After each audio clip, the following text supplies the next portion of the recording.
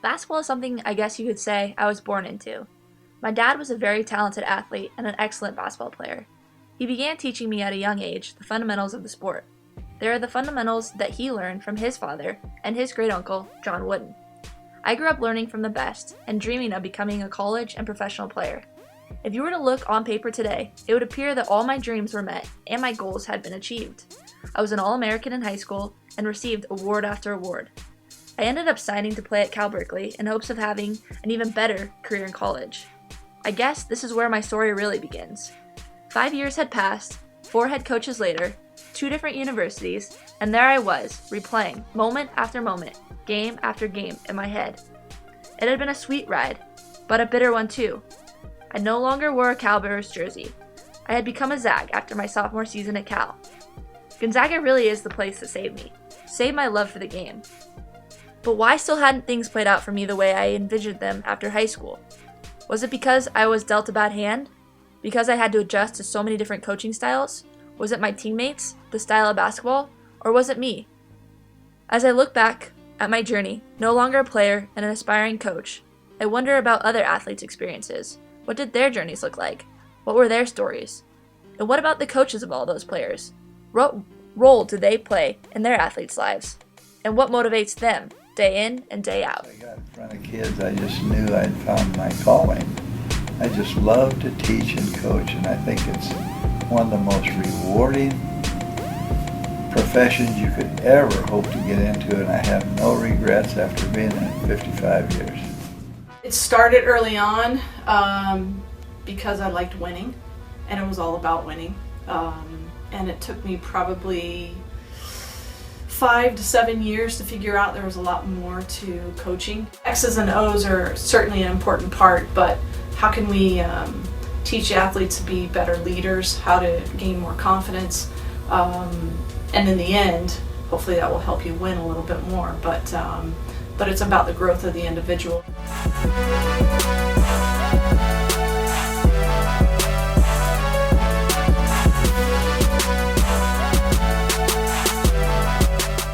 It's a hard transition from being one of the best to being part of a team that all the players that you're with were one of the best on their team. And so to have that and to be able to fight through that and have that competition is really awesome. So I had a new appreciation for soccer and the hard work that came with it coming into college.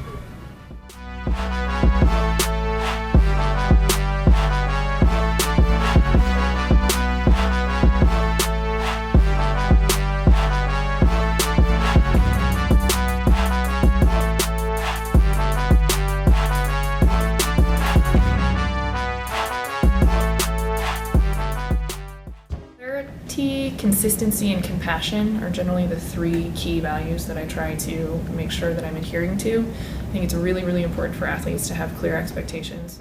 The coaches definitely taught me everything I know about rowing. I don't really have a different perspective, but one of the biggest things that I picked up from them, and one thing that my coach mentioned, one of the first practices of my collegiate career and of every season was that Gonzaga rowing was about the pursuit of excellence, and not only pushing yourself and your teammates on a daily basis, but in the bigger picture of the next race, the season, the year, the program, and always trying to be better than you were the day before. Not necessarily having to always exceed expectations, but be willing to at least try.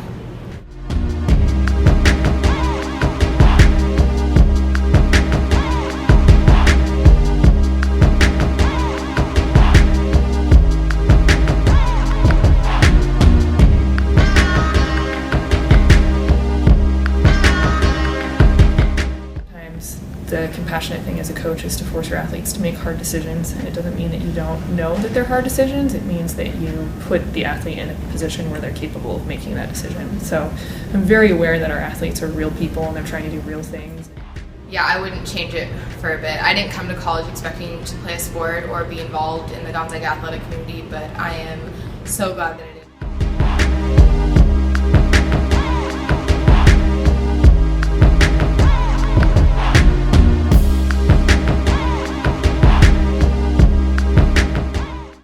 Motivations going into coaching was to try to give my athletes the things that I felt like would have made me a better athlete, or to try to help help them find a more direct route.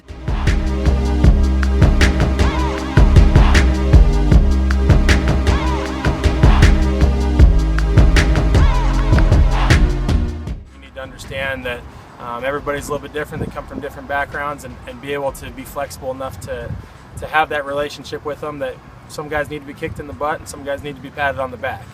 In baseball, the collegiate level is different than, say, even the professional level, where it's kind of one of the last times until it's a team concept where everybody's pulling in the same direction, playing for what's on the front of their jersey, which sounds pretty corny, but it's true. I think for me, the most important part about baseball was the people I got to meet, especially in college baseball. I got to meet a lot of hardworking people, and that were all, very goal oriented. I love being around the guys, both as my colleagues, the other coaches, but being around the athletes. There's nothing like it. I feel like as my career progressed, it got better.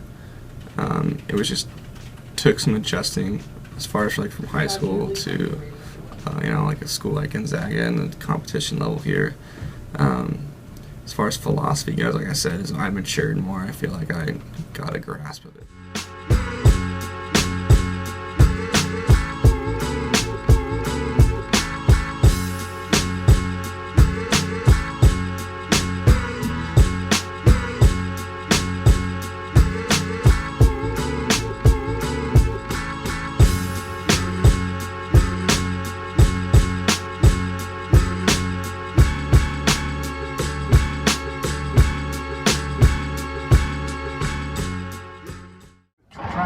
Teach toughness, try to instill toughness in players. I'm not talking about cheap shots, low bricking anybody, but just make them understand it's a very physical game. It's a game that you have to play in segments. You just can't do one thing. You got to do things in twos, and if you're really good, you got to do things in threes.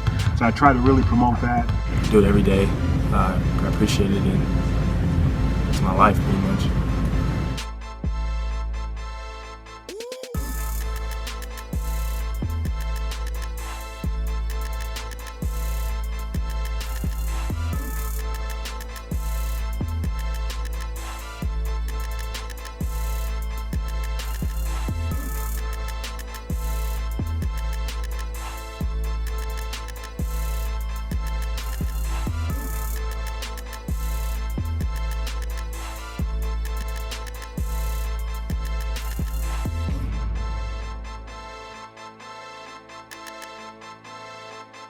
More of a system than I was used to, but now I bought in, and whatever we can do to get the win, I'm all for it.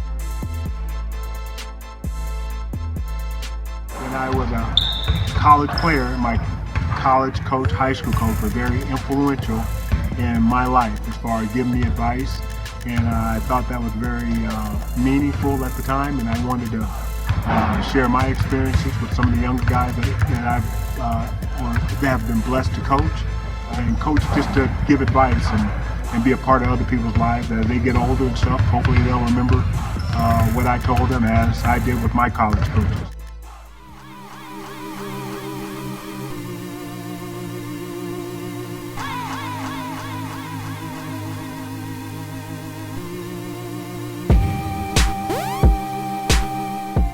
Really got hooked that first year I coached. Seeing people that you worked with have success doing something that you've helped them with was something I really, really enjoyed. And so I like to help people get better at something that they love. There's a lot of young people that love basketball. So. Grown to love it even more. Knowing that here, it's not really, you don't have a choice. You come to practice, you do whatever. but it doesn't feel like work anymore. It doesn't feel like, oh, I have to go there. I want to be here. I want to be training with my teammates and my coaches. Every day they're ready, trying to bring out the best in us. So I think that really helps us with the love of the game.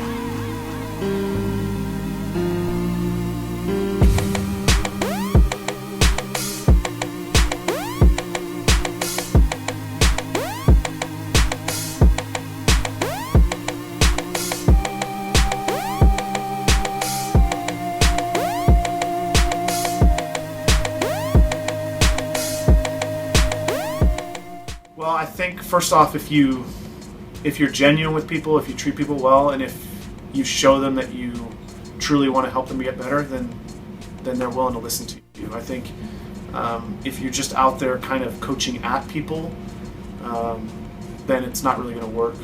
And so I've tried to show people I really care, tried to invest in people so that when the actual coaching part happens, that there's a trust level there. And then I think I've worked pretty hard at trying to help people understand the foundation of the game. So I'm not trying to teach people things that they're not going to have any success at, because then they turn around and look at me like, well, why did we spend all this time on that? So I've tried to actually apply things that are really going to help players get better.